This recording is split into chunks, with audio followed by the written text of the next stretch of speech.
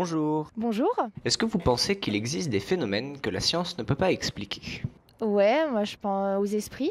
Dans une ville par exemple, où il y a eu la guerre, on peut peut-être ressentir un peu ce qui s'est passé, quoi. Bonjour. Bonjour. Nous, en tant qu'êtres humains, on a tendance à vouloir tout savoir, à vouloir tout expliquer, mais je pense qu'il y a des choses qui dépassent notre sagesse à nous et qui dépassent nos connaissances, notre intellectualité, et il y a des choses qu'on ne peut pas comprendre. Bonjour. Bonjour. En médecine, il y a vachement d'avancées, là, pas forcément en France, mais dans les pays nordiques.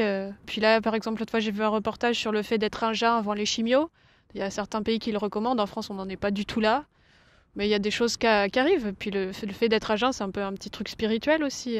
D'accord. Et pour notre deuxième question, est-ce que vous croyez au concept de l'âme? Ouais, moi j'aime bien, par exemple, dans le décès, j'aime bien me dire que ton corps meurt, mais ton âme s'en va, alors je ne sais où. Moi j'aime bien croire que ça... je sais pas où on ira, mais j'aime bien croire qu'on flotte quelque part, qu'on peut aller, ouais... Ah non, mais ça c'est sûr qu'on n'est qu'un corps matériel, hein. Pour moi c'est un truc, on est là, on a notre âme, puis une fois que notre corps il nous lâche, on va aller peut-être se balader, être à côté des autres, peut-être se réincarner, j'en sais rien, on verra. Je pense que l'âme existe, hein. Ouais.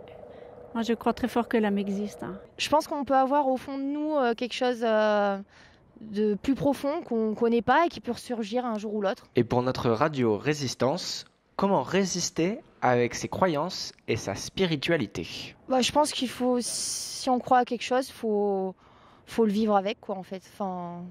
Je pense. C'est compliqué parce que je pense qu'à l'heure actuelle, il faut essayer de se défendre, malheureusement.